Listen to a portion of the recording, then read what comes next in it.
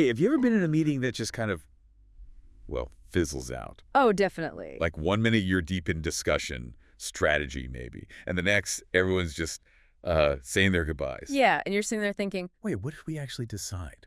What am I supposed to do now? exactly. It's that feeling of the meeting ending, but not really concluding, you know? It can leave you feeling a bit lost. And definitely less productive. For sure. Exactly. So today, we're doing a deep dive into how to really nail the end of a meeting. We've looked at some really interesting approaches. And we've kind of distilled it all down. Yeah, distill it down to give you some really practical English phrases you can actually use in those moments. Think of it as building your confidence to steer those final crucial minutes. Because how you end a meeting is just as important as how you kick it off, isn't it? Absolutely. A clear, concise wrap-up ensures everyone leaves on the same page, understanding the next steps and, crucially, who's doing what. It really sets the stage for, well, effective follow-through. Definitely. So our goal for this session is pretty straightforward. We want to equip you with 6 key English expressions Expressions that will help you bring your meetings to a really professional close. and leave a lasting positive impression. Okay, sound good. Sounds great. Let's jump in. All right, so let's get into our first one. Let's wrap this up by. Ah, yes. It's a great phrase. It signals you're moving towards the end, but in a structured way. Right. When you say, let's wrap this up by, you're basically suggesting a final, maybe summarizing action before the meeting officially closes. And the phrase itself, wrap up, it's quite evocative, don't you think? It really is. It makes you think of, like, neatly finishing something, tying up loose ends. Like wrapping a gift, putting the final touches on. Yeah. It brings that sense of closure. Exactly. So, for example, you could say something like, okay, everyone, let's wrap this up by quickly summarizing the key action items. That each team needs to tackle before our next get-together. Yeah, that works perfectly. It's very action-oriented, gives a clear final focus. And a helpful way to remember this one. Just picture yourself actually wrapping that present. Nice visual. That sense of completion is exactly what you're aiming for. Mm. Okay, let's move on to our second useful expression. To summarize the key takeaways. Right. This one's all about making sure the most important points, the really crucial stuff discussed, lands with everyone. It's about extracting that essential information, isn't it? Highlighting it one last time. Precisely. And that word takeaways, it's interesting. Yeah, what's the origin there? Is it like food? Sort of. Think about food you take away from a restaurant. It's the main thing you're leaving with. Ah, okay. So these are the core insights, the key bits of information you want people to remember and, well, take away from the meeting. You got it.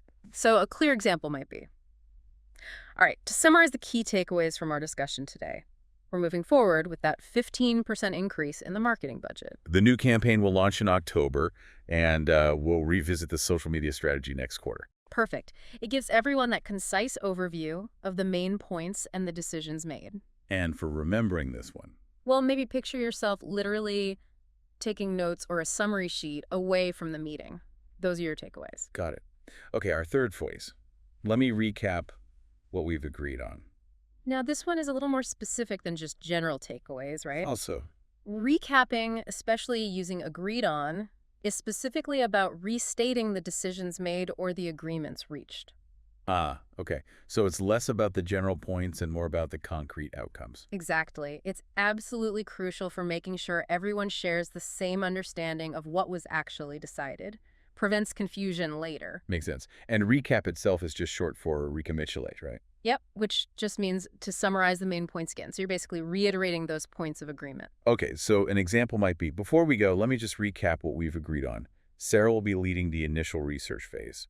Michael's going to handle the design aspects, and our target for completion is the end of August. That really minimizes any potential misunderstandings about who's doing what and by when. Super clear. Definitely. And a good way to remember this one, think of like sports highlights. A recap. Exactly. A recap showing the key moments in this case, the key agreements of the meeting. Love it. Okay, number 4. This one feels vital for actually making progress after the meeting.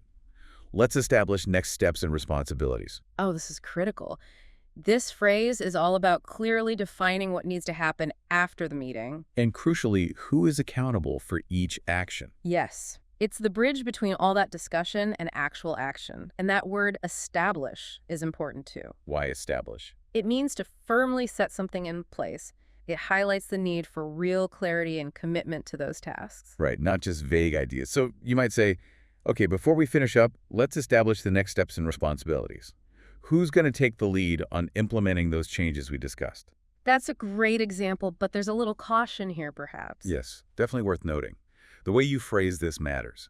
Tone is key. Absolutely. Clarity is the goal, but you want to use a collaborative, respectful tone when assigning responsibilities. You don't want anyone feeling singled out or put on the spot uncomfortably. Exactly. It should feel like a team effort in defining the path forward. And for a memory aid here? How about imagining a staircase? Okay. Each step is a specific task, and there's a person clearly designated on each step. I see.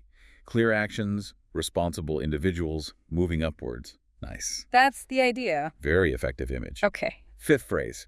This one deals with documentation, which is often overlooked. Yes. We'll follow up with an email summarizing. This is such a good practice and make sure everyone has a written record. A record of what was discussed, what was decided, who's doing what. It's invaluable. And follow-up just means taking that subsequent action, right? In this case, sending this summary email. Precisely. It reinforces everything and provides a reference point people can go back to. Keeps things on track. So, an example. Great discussion, everyone. We'll follow up with an email summarizing the key decisions we reached today and the timeline we've established for the project launch. Perfect. Simple, clear, sets expectations. And the memory tip here is pretty straightforward, I guess. Yeah, just picture yourself actually composing and sending that email. That's the follow-up action. Makes sense. It's a tangible reminder of that commitment to share the outcomes in writing. Exactly. All right, and finally, our sixth key expression. Does anyone have any final questions or comments before we adjourn? The final call. This gives everyone that last opportunity to contribute. Ask for clarification. Raise any lingering points before the meeting officially ends. It's a very polite and inclusive way to conclude, making sure all voices have had a chance to be heard. And that word adjourn, it sounds a bit formal. It is, yeah. It's often used for formally ending or suspending a meeting, sometimes even in legal settings, so it carries a definite sense of finality. So maybe best for more official meetings rather than a quick team huddle. Probably yes, though it can be used more generally too. An example. Okay, team, we've covered all the items on our agenda. Does anyone have any final questions or comments before we adjourn? Clear signal that things are wrapping up. And for remembering this, maybe imagine a judge banging a gavel.